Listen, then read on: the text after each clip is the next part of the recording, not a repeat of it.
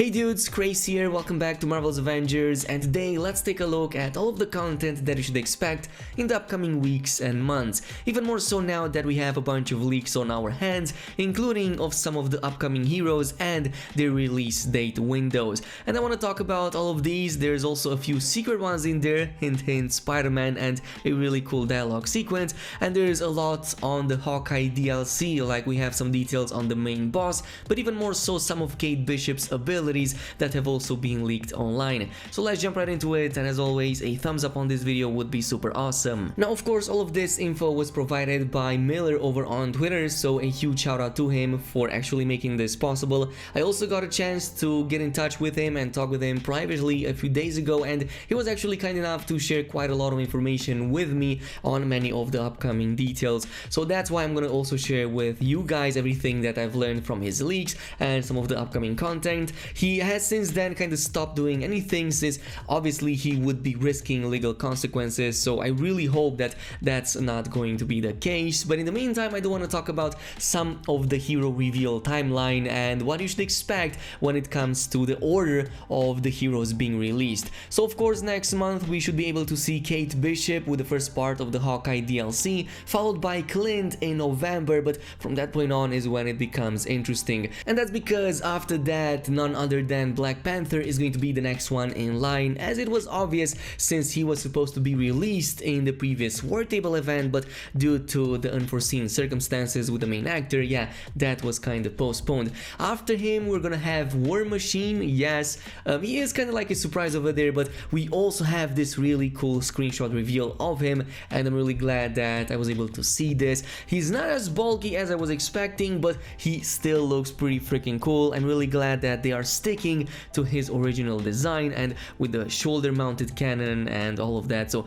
really curious to see how he is different from Iron Man. But after him we will see SheHulk. Yes, she is in the game and there's even like a voice line referencing her. After that we're gonna see Winter Soldier, followed by Captain Marvel and Spider-Man in March 2021. So that's going to be a really busy schedule basically for the entirety of the next 6 months or so. We're gonna get a ton of brand new heroes, and I do want to talk about many of these heroes since we do have a bunch of voice lines. They do seem to be really interesting, so I'm gonna go over a few of these that have been revealed by Miller over on Twitter, so again a big shout out to him for this. But I want to start things off with my favorite, because there's a voice line that directly references Spider-Man. So there's basically a voice line where you can hear Kamala Khan greeting Spider-Man, and she even references him as Spider-Man. But don't worry, there's going to be other characters in the game that actually know his identity, so hopefully I didn't spoil too much with this one,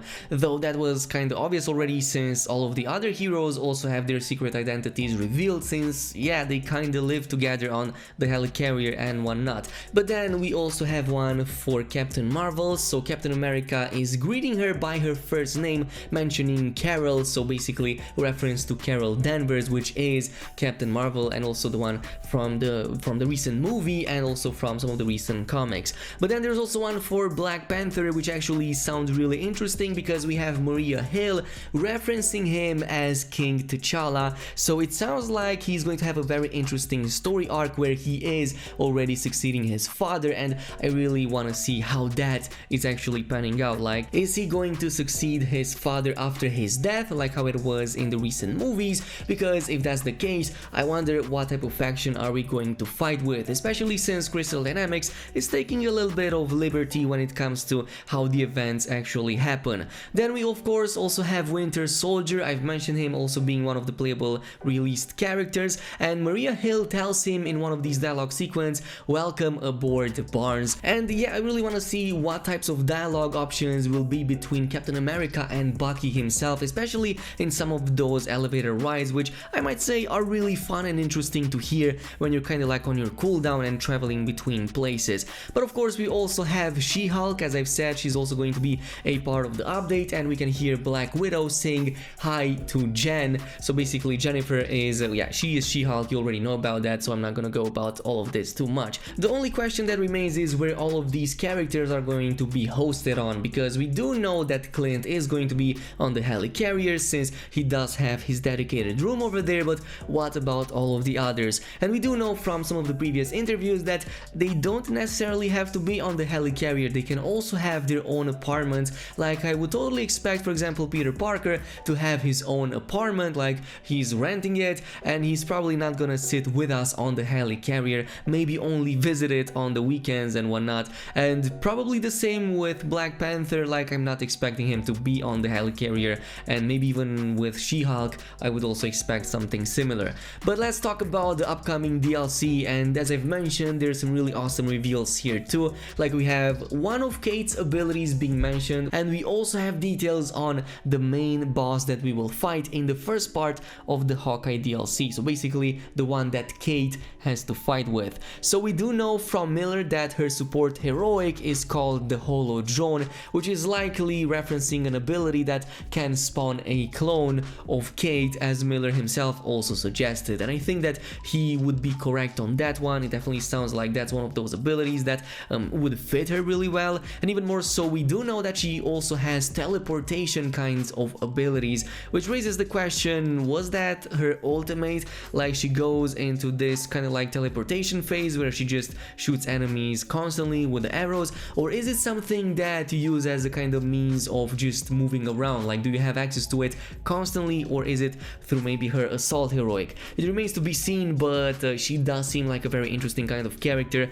Not so sure why people hate her. She will definitely turn out really cool and really great. Like I already love the character design and whatnot. And speaking of character design, we also have a number of her outfits already being in the game and being kind of data mined, and she has quite a large number of these. It seems that well, Crystal Dynamics is going with like 5 or 6 per character, and then creating like copies with different patterns on them, like how we already got used to him. And we have something like the Drifter, the Iconic, the Dress Up, Young Avenger, Hawkbird, Bodysuit. So there's many names in here, and you can already see them on the screen. They look really interesting. Like a few of them are more in the casual style. There's a few of them with the mask on, which I'm a really big fan of, and there's also the ones with that really cool, let's just say, kind of like cloak over the head that I'm probably going to rock right away because it just looks freaking cool. Also, since we're still on the subject of new characters, according to Miller over on Twitter, it seems that post-launch Hero Challenge cards will have 2 lanes instead of only one of them that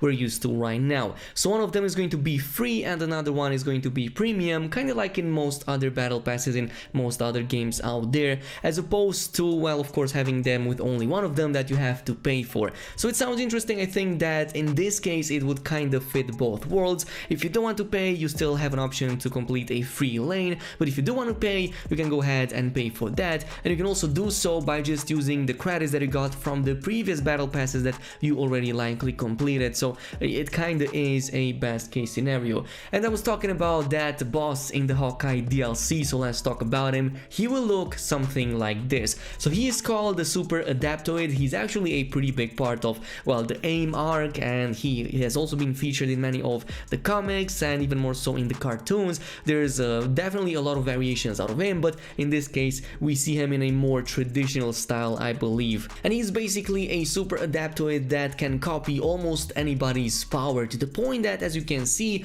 he was able to copy it from most of the Avengers. So he is rocking, well, Thor's hammer, he's using Captain America's shield, he also has the looks from Iron Man, and he has a ton of other abilities in there too, likely from Kate and even Kamala Khan as well. So there are some abilities here that Miller was able to confirm, at least partially, because there's not that many details, so again, take this with a huge grain of salt. So he can use some of Thor's ability, like shooting lightning and throwing and recalling his hammer. He can also do the same with the shield, so he can throw and even recall it, and he even has access to his chest beam that he likely got from, well, Iron Man, but it kinda begs the question, that's not a superpower, that's just a costume, like that's not a superpower. He still is able to copy that too. He might also have access to Kamala's Embiggen ultimate, which raises the question, what the hell is this boss even going to do? I mean, good luck with fighting something that already has all of the powers from the Avengers, and he can also enlarge himself. Either that, or maybe he has a fighting sequence where he fights with an enlarged Kamala, so again, it remains to be seen. And of course, he might also have access to Kate's teleportation ability or something similar to that. I mean, AIM already has a ton of foes that kind of already do that, so it would also make sense for him to have that before even coming in and getting them from the Avengers themselves. But there's all of that in the game, there's a lot coming in, it looks very exciting, and I really hope that we are gonna get to see this really soon, maybe in a war table, maybe in some kind of reveal, and you know that once that happens, I am going to cover it right here on this channel. So if you want to stay up to date with everything Marvel's Avengers related, definitely make sure you subscribe to the channel, activate that notification bell, and even more so, if you also enjoyed this video, leave a like on it, as that would be super awesome, and I will see you guys in the next one.